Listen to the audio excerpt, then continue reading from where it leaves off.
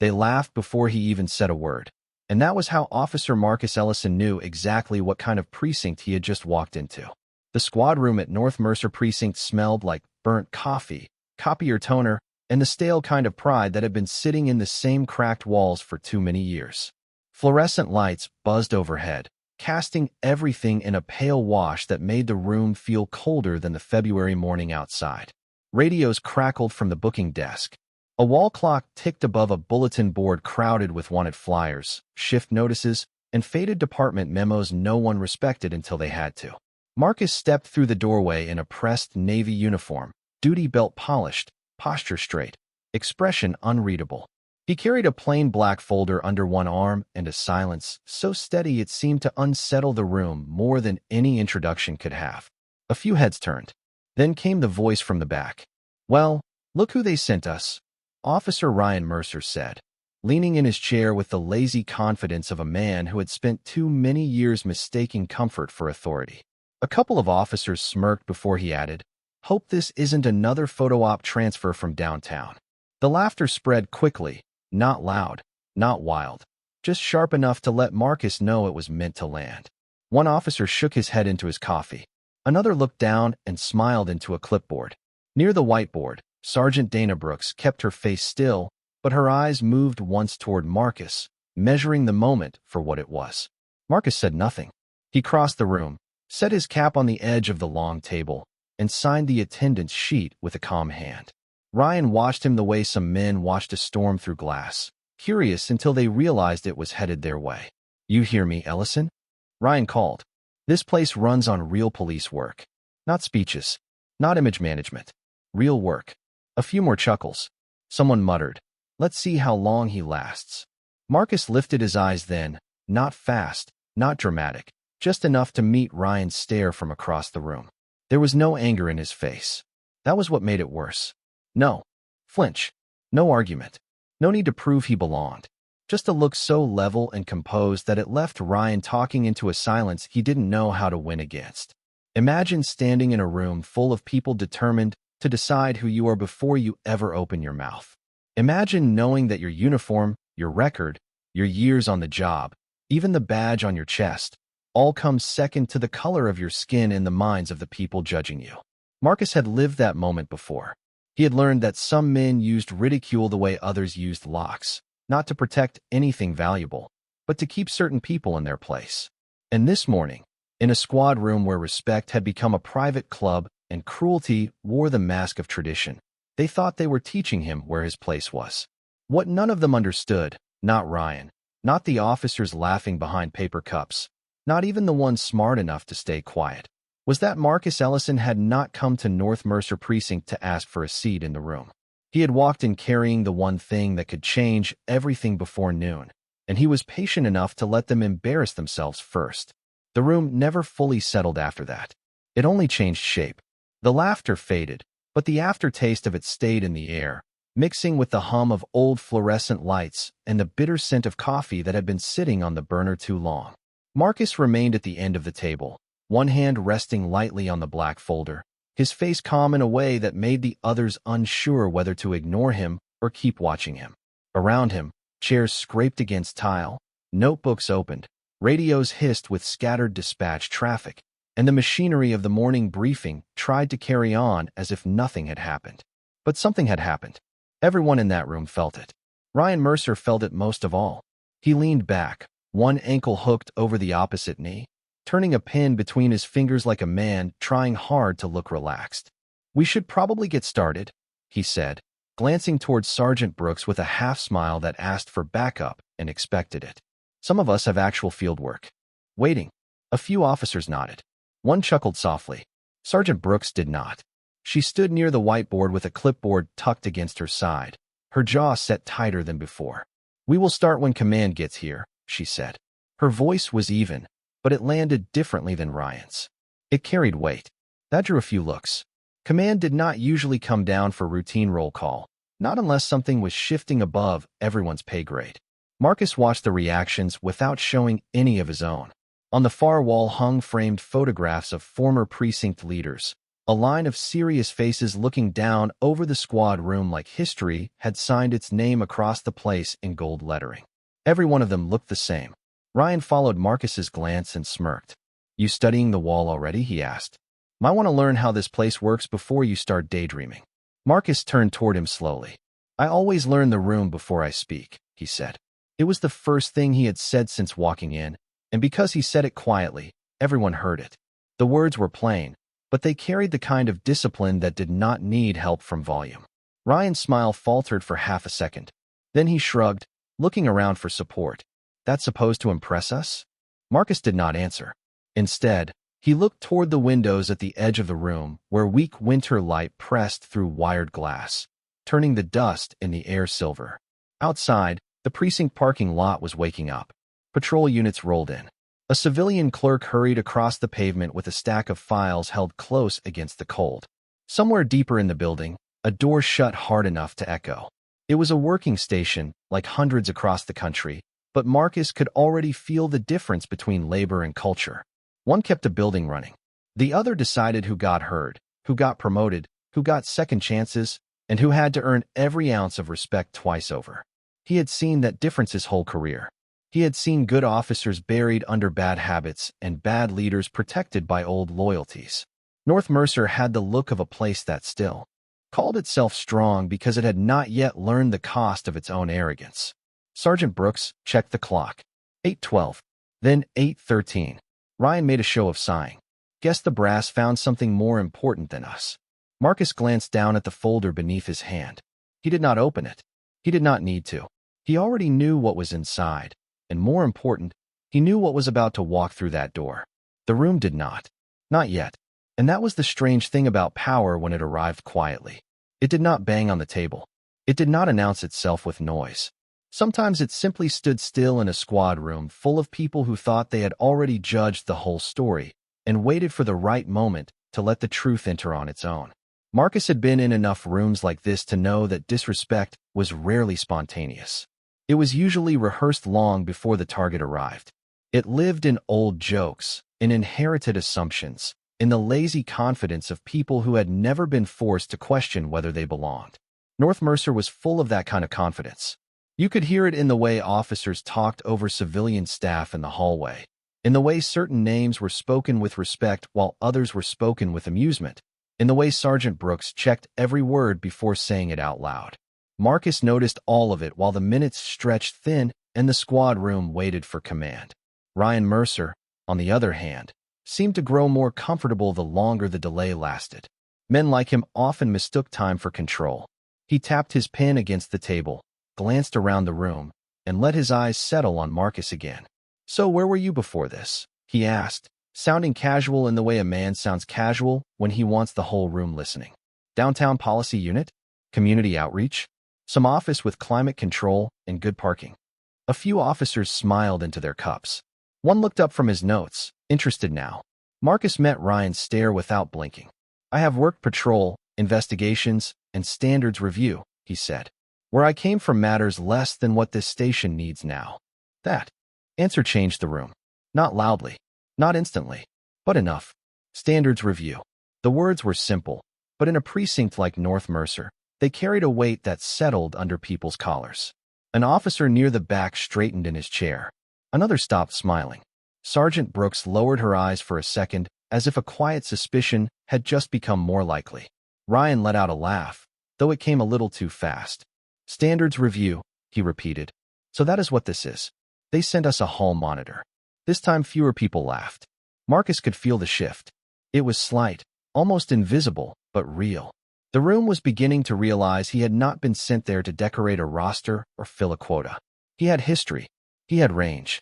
More than that, he had the kind of stillness that only comes from a man who has already been tested in harder places than a squad room full of insecure officers. Imagine carrying your whole career on your back and still being treated like you have to introduce yourself from scratch every time you walk into a building. Imagine how many times Marcus had done that.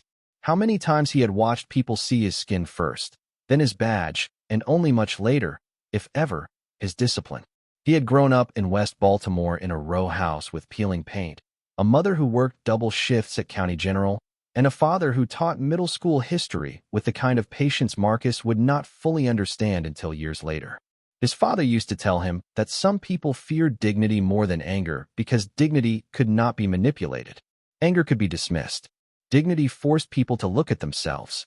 Marcus had carried that lesson through the academy, through night shifts, through domestic calls and freezing rain, through missing person reports that turned into miracles and overdose scenes that did not. He had learned to lower his voice when others raised theirs. He had learned that composure was not weakness. It was evidence. And right now, in a room where every eye seemed to be trying to measure him against some private bias, his composure was becoming the one thing Ryan Mercer could not get under. A phone rang, sharply at the front desk beyond the squad room. Someone answered, spoke in a hushed tone, then looked towards Sergeant Brooks. She gave a single nod. A second later, footsteps approached from the corridor outside, steady and deliberate, more than one set, the kind that made conversation die before anyone consciously chose silence. Marcus did not move. He only lifted his hand from the folder and rested it flat on the table, as if the moment he had been waiting for had finally reached the door. The door opened with the quiet authority of people who never needed to announce themselves twice. First came Deputy Chief Leonard Shaw in a charcoal overcoat, still carrying the chill of the morning. Then Captain Elise Porter with a tablet tucked beneath one arm, followed by a representative from the City Oversight Office whose presence alone was enough to pull the air tight inside the squad room. Chairs shifted, coffee cups lowered. Every conversation that had been hanging in the room a second earlier disappeared, so completely it felt as if the building itself had decided to listen. Sergeant Brooks straightened at once. Several officers rose halfway before realizing they were supposed to stand all the way. Ryan Mercer uncrossed his leg and set both boots on the floor, his face rearranging itself into the professional expression men like him wore when they sensed consequences nearby. Marcus remained where he was, calm, composed, one hand resting near the black folder, his eyes steady as Deputy Chief Shaw stepped to the front of the room and looked over the assembled officers one by one. "Good morning," Shaw said, though there was nothing casual in his tone. "I will keep this direct." He paused just long enough for the silence to harden. As of this week, North Mercer Precinct is entering a formal restructuring period following repeated concerns related to internal conduct, supervisory accountability, complaint response, and deteriorating community trust. No one moved. Even the radios seemed quieter. The words did not strike like thunder. They landed like paperwork no one could outrun. Captain Porter took one step forward and glanced at her tablet. "This is not a rumor, and it is not temporary theater," she said. "It is a corrective action plan authorized by Central Command and supported by the city. Effective immediately, leadership oversight at this station will change." Ryan's eyes flicked toward Sergeant Brooks, then toward the officers beside him, searching for some sign that this had to be about someone else. But nobody gave him anything. Nobody dared. Imagine realizing that the room you thought belonged to you has already been evaluated by people above your line of sight. Imagine learning, in real time, that your private jokes, your casual disrespect, your old alliances, and your confidence in how things have always been done mean absolutely nothing once the record gets bigger than the room. That was the feeling settling over North Mercer now. Deputy Chief Shaw turned slightly, extending one open hand toward Marcus. "Lieutenant Marcus Ellison has been assigned as acting commander of this precinct during the restructuring period." For one suspended second, nobody even breathed. Then the reality of the words moved across the room like cold weather under a door. The officer near the back who had laughed into his coffee lowered his eyes immediately. Another stared at Marcus as if trying to reconcile the man he had judged 10 minutes earlier with the title he had just heard out loud. Sergeant Brooks did not look surprised now. She looked confirmed. Ryan Mercer, however, looked as though the floor had shifted half an inch beneath him and his body had not caught up yet. His mouth opened slightly, then closed. The confidence that had carried him all morning did not disappear dramatically. It simply had nowhere left to stand. Marcus picked up the black folder at last and rose with measured calm. No smirk, no triumph, no satisfaction on display. That was what made the moment hit harder than any public humiliation ever could. He stepped forward beside Deputy Chief Shaw, his uniform still neat, his expression controlled, his presence suddenly larger not because it had changed, but because the room had finally been told what it was looking at. Captain Porter scanned the officers once more. Lieutenant Ellison was selected for this assignment based on field leadership, disciplinary consistency, and measurable reductions in citizen complaints at his previous command, she said. You will extend him full cooperation. No one answered. They did not need to. Their silence had changed meaning now. A few minutes earlier it had protected mockery. Now it protected shock. Ryan kept his eyes on Marcus, but he did not look amused anymore. He looked like a man replaying every word he had already said and realizing none of them could be called back. No one reached for a coffee cup after that. No one cracked another joke. The squad room that had felt loose and smug only minutes earlier now sat under a different kind of weight, the kind that settled into shoulders, into posture, into the careful way people avoided looking at one another for too long. Deputy Chief Shaw gave a few final administrative instructions. Captain Porter confirmed that revised supervisory assignments would be distributed by noon, and the city oversight representative stood silent near the doorway taking notes with the detached calm of someone who had seen too many departments wait too long to correct themselves. Then, just as quickly as they had entered, command stepped back and left the room in Marcus Ellison's hands. That was the true turning point. Not the announcement, not the shock, the silence that followed.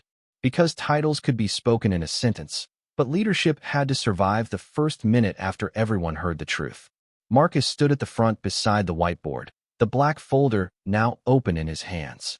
He looked across the room slowly, not searching for enemies, not looking for allies, simply seeing people for what they were in that moment.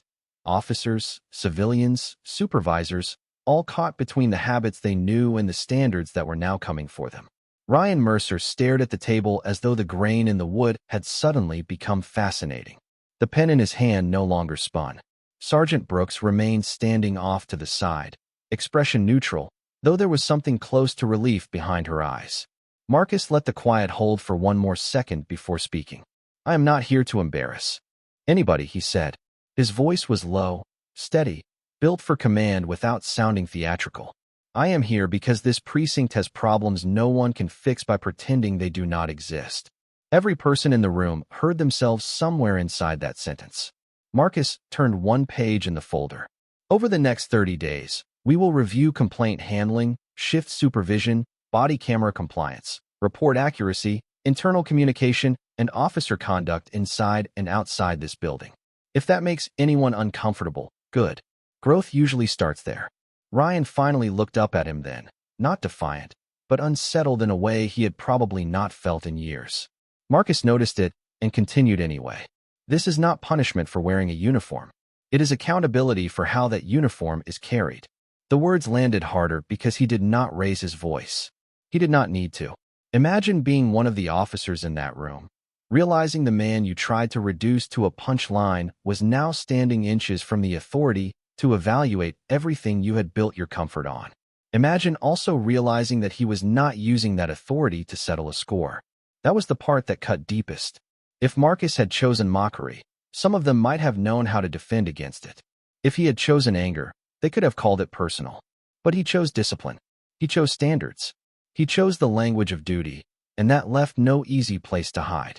He closed the folder halfway and looked directly at Ryan. Not long, not cruelly, just enough to make clear that leadership was not blindness. This station will be a place where respect is not based on old friendships, loud opinions, or who feels most comfortable in the room, Marcus said. It will be based on conduct, on truth, on how we treat the public and how we treat each other when nobody important seems to be watching. A clerk near the back lowered her eyes.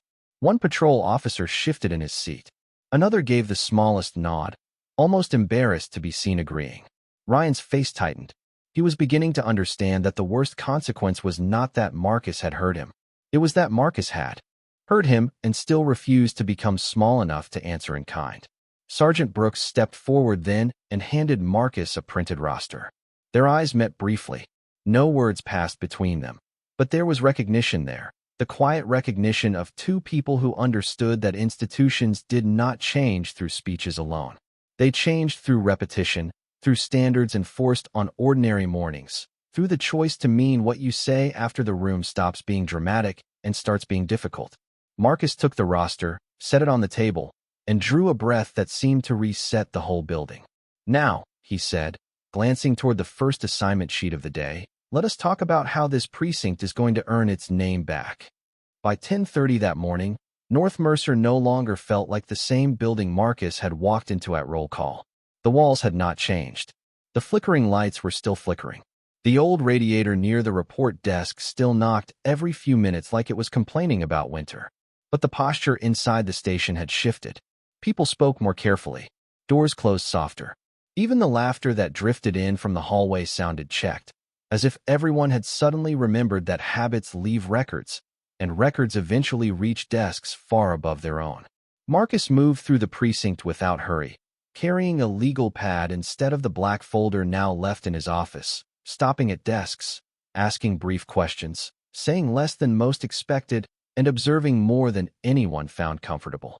He reviewed dispatch logs, assignment patterns, field supervisor notes, complaint summaries, and community feedback reports that had been sitting in digital files long enough to gather the kind of dust nobody could see, but everyone could feel. It did not take long to understand why Central Command had sent him. The station had not collapsed because of one scandal. It had eroded through repetition. Small things tolerated too often. Shortcuts defended as tradition. Arrogance mislabeled as confidence. Bias excused as instinct. This was how institutions lost the public one avoidable moment at a time. Marcus knew that because he had spent most of his career watching the same pattern wear different uniforms. His first patrol sergeant in Baltimore had once told him that a broken culture never announces itself all at once. It reveals itself in who gets interrupted, who gets protected, whose reports are questioned, and whose mistakes are called personality instead of misconduct. Marcus had never forgotten that. He had carried it through 12 years in law enforcement, through patrol shifts that ran long past midnight, through detective rotations, through a standards review division where he learned the hardest truth in the profession. Most departments did not fail because they lacked good people. They failed because good people got tired of standing up, while comfortable people got better at looking away. Around 11:15, Marcus paused by the records desk where a civilian clerk named Elena Ramirez sorted intake files with practiced speed. She was efficient, polite, and visibly nervous in the way staff members often became after years of being treated like background furniture by officers who forgot who actually kept a building running. "How long have you been here?" Marcus asked. 9 years, she said, then quickly added, "Sir." Marcus nodded. "Then you know this place better than most." Elena hesitated, glancing toward the open hallway before answering. "I know when people stop filing things the right way because they think no one is checking." Marcus let that sit between them for a moment. It was not a dramatic statement. That was why it mattered. Truth inside institutions usually arrived in quiet sentences from people nobody had bothered to ask before. "Start sending those patterns to me directly," he said. "No filtering." Elena blinked once, surprised. Then she nodded. "Yes, sir." Imagine being the person everyone overlooks until the day someone in authority finally treats your honesty like evidence instead of inconvenience. That was how reform really began. Not with speeches. Not with fear. With one decent question asked in the right tone. Across the room, Ryan Mercer stood near the supply cabinet pretending to check inventory sheets that had not held his attention for more than 3 seconds. He looked up twice, watching Marcus speak with Elena, then looked away both times when Marcus's gaze almost reached him. He was not swaggering anymore. He was recalculating. Men like Ryan always believed they understood power, but what they usually understood was comfort. Real leadership felt different when it entered a room. It listened. It documented. It remembered. By lunchtime, Marcus had already requested a review of supervisor sign-offs, reassigned 2 complaint follow-ups, and scheduled one-on-one meetings with every shift lead, including Ryan. The station could feel it. Not panic. Not chaos. Something more unsettling than either. Order. The kind that did not ask who had been there longest or who had the loudest voice. The kind that quietly forced every person in the building to decide whether they had been serving the badge or merely hiding behind it. At 1:05, Ryan Mercer knocked on the open office door with the stiffness of a man who would rather have been anywhere else in the building. Marcus looked up from a spread of complaint summaries, body camera compliance charts, and supervisory review notes arranged in clean rows across the desk that had belonged to 3 different commanding officers in the past 8 years. The office itself was plain, almost disappointingly ordinary for a room that now held so much tension. A city map covered one wall. A framed department oath hung slightly crooked near the filing cabinet. Through the wired glass window, the muted rhythm of the precinct kept moving beyond them, phones ringing, printers spitting pages, footsteps passing by without slowing. "Come in," Marcus said. Ryan stepped inside and closed the door carefully behind him. That detail alone told Marcus more than any opening sentence could have. Men who felt powerful shut doors one way. Men who felt exposed shut them another. Ryan remained standing for a second too long, then took the chair across from the desk when Marcus gestured toward it. Gone was the loose swagger from the squad room. Gone was the half-smiling performance. In its place was something tighter, more complicated, a mix of embarrassment, pride, calculation, and the faint dawning fear that the version of himself he had relied on for years might not work in this office. Marcus did not rush to fill the silence. He let Ryan sit with it. He let the room do its work. "You have been here 11 years, Marcus said at last, glancing once at the personnel file in front of him. High clearance rate on property crimes. Strong field evaluations early on. 2 commendations. Good attendance. Good knowledge of the district." Ryan gave a small nod, uncertain whether he was being praised or measured. "Yes, sir." Marcus turned one page. "And 5 complaints in 3 years related to discourtesy, selective enforcement, and language that multiple civilians described as degrading." Ryan's jaw moved once. "Most of those went nowhere." "That is true," Marcus said. "They should not have." Ryan looked down at his hands. For the first time all day, he had no quick answer. Imagine hearing your own record read back to you not by an enemy, not by someone trying to humiliate you, but by a leader too honest to pretend the facts are optional. That kind of moment strips away all the little comforts a person builds around himself. Marcus knew that. He had sat on both sides of conversations like this. He also knew that accountability without dignity usually created performance, not change. So he kept his voice even. "This morning," Marcus said, "you made assumptions about me before you knew a single thing that mattered." Ryan opened his mouth, then stopped. The room felt smaller now, not because of size, but because truth had a way of taking up space. "I was out of line," Ryan said finally, the words sounding foreign on him. Marcus studied him, not to punish, to see whether there was a person underneath the posture. "Why?" Marcus asked. Ryan blinked. "Sir, why were you out of line?" Marcus leaned back slightly. "Do not give me the department answer. Give me the honest one." Ryan looked toward the window, toward the shadows moving in the corridor outside, then back at the desk. When he spoke again, his voice had lost its practiced edge. "Because I thought I knew what you were," he said. "I saw a transfer. I saw somebody sent in from above. I assumed." He stopped there, but the unfinished sentence hung between them clearly enough. Marcus did not rescue him from it. "You assumed I had not earned my place," Marcus said. Ryan swallowed. "Yes, sir." Marcus folded his hands. "That assumption has cost this profession more than people like you ever admit." Ryan did not argue. He could not. The fluorescent light above them buzzed softly, and somewhere out in the hallway a phone rang 3 times before someone answered it. Ordinary sounds. Ordinary day? Yet inside that office, something important was being decided. Not whether Ryan would feel ashamed. Shame was easy. Whether he would learn. Marcus let the silence hold one beat longer, then said, "I am not interested in making an example out of you, Officer Mercer. I am interested in whether you can become better than the habits you have been hiding behind."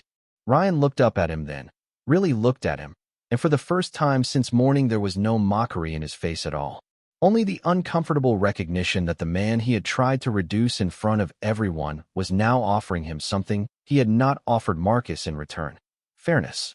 Ryan left the office 10 minutes later looking like a man who had walked in expecting a fight and walked out carrying a mirror instead. He did not slam the door. He did not mutter under his breath. He simply stepped back into the hallway with his shoulders a little lower and his pace stripped of the swagger that had once made him feel untouchable. Inside the office, Marcus remained seated for a moment, eyes resting on the now quiet doorway, not with satisfaction, but with the heavy understanding that changing one officer was never the same as changing a culture. Culture lived in repetition, in what people tolerated, In what leaders overlooked because the paperwork was inconvenient or the offender was popular or the station had convinced itself that results excused character. Marcus had seen too many departments make that mistake. He knew North Mercer could not be repaired by one difficult conversation, no matter how honest it had been. So he stood, straightened the stack of reports on his desk, and moved back into the day. By 3 o'clock, he had called the shift leads into the briefing room again. This time the room felt different in a way that was impossible to fake. Officers came in on time, chairs filled with outside comments. Civilian staff were not pushed to the edges. Sergeant Brooks stood beside the whiteboard with a fresh marker and a legal pad, ready to document every directive. Ryan took a seat halfway down the table and kept his eyes forward. No performance, no smirk, just attention. Marcus let the room settle before he began. Starting today, he said, all complaint follow-ups will be logged within 24 hours. Body camera noncompliance will trigger immediate review. Civilian staff concerns will be documented the same day they are raised. Any report with missing details, unsupported stops, or disrespectful language goes back for correction before end of shift. He spoke clearly, each sentence measured, practical, impossible to dismiss as symbolism. This was not revenge wearing a uniform. This was structure. This was what the station had been missing. A patrol officer near the front raised a hand carefully. Sir, does this mean every old complaint gets reopened? Marcus looked at him. It means every pattern gets examined. The answer landed with the force of plain truth, because patterns were what frightened people most. A single mistake could be excused. A pattern told a story. Imagine working in a place where everyone knows the story, but no one says it aloud until a new leader walks in and begins reading it line by line. That was what North Mercer was living through now. Not a purge, not a spectacle, a reckoning quiet enough to feel real. Marcus paced once beside the table and stopped near the framed precinct motto on the wall, the one that spoke of honor, service, and trust in letters that had become decorative over the years. He glanced at it only briefly before turning back to the room. Respect is not a slogan, he said. It is not something we post in the lobby for the public and ignore in this building. If it does not live here, it does not live anywhere. No one looked away from him then, not even Ryan. That was the moment the room stopped listening out of obligation and started listening because it recognized something it had not seen in a long time. Leadership without fear. Authority without ego. At the end of the meeting, Marcus assigned Ryan to a community complaint review team under Sergeant Brooks for the next 2 weeks. It was not a demotion. It was not a public shaming. It was work. Necessary work. The kind that forced a man to listen before speaking. Ryan accepted the assignment with a single quiet, "Yes, sir." And in that simple response, the squad room heard something more powerful than humiliation. It heard the first small sound of a man beginning, however reluctantly, to change. 3 weeks later, North Mercer sounded different. Not perfect, not polished, but different in the way a house sounds after someone finally opens the windows and lets the air move through every room. The same radios still crackled. The same doors still opened and shut. Patrol cars still rolled out before sunrise and came back coated in road salt and city dust. But the tone inside the station had changed. Reports were filed on time. Civilian staff were spoken to like professionals instead of furniture. Supervisors actually read what they signed. Complaint calls were no longer treated like interruptions to real police work. They were treated like what they had always been: warnings, mirrors, chances to correct a course before it hardened into something harder to undo. Marcus Ellison stood in the squad room near the end of an early shift briefing, watching officers move around one another with a little more care than before. Sergeant Dana Brooks had become the steady backbone of the transition, documenting every adjustment, backing every standard, and refusing to let the old culture sneak back in through side doors and familiar excuses. Elena Ramirez at the records desk no longer lowered her voice when she raised concerns. 2 younger officers had started asking better questions on scene reviews. Even the bulletin board looked different, less like a wall of neglected paper and more like a place where information mattered. None of it had happened overnight. That was the truth most people never wanted to hear. Change was not cinematic when you lived inside it. It was repetitive. It was awkward. It was made of meetings, corrections, revised reports, uncomfortable pauses, and people learning how to do ordinary things with uncommon integrity. Ryan Mercer had learned that lesson harder than most. He had spent the last 2 weeks on community complaint review under Brooks, reading transcripts, listening to dispatch recordings, meeting residents who had long ago stopped expecting anyone in uniform to hear them fairly. The work had stripped something out of him, not his pride exactly, but the version of pride that had once depended on never being questioned. He still moved with the habits of a veteran officer, but the edge that used to ride his voice had dulled into something more careful. That morning, after briefing, he lingered while the rest of the room cleared. Marcus was gathering updated patrol assignments when Ryan stepped closer, hands empty, posture straight, no audience around to witness what came next. "Lieutenant," he said. Marcus looked up. Ryan took a breath that seemed to cost him something. "I was wrong about you." The words hung there plainly.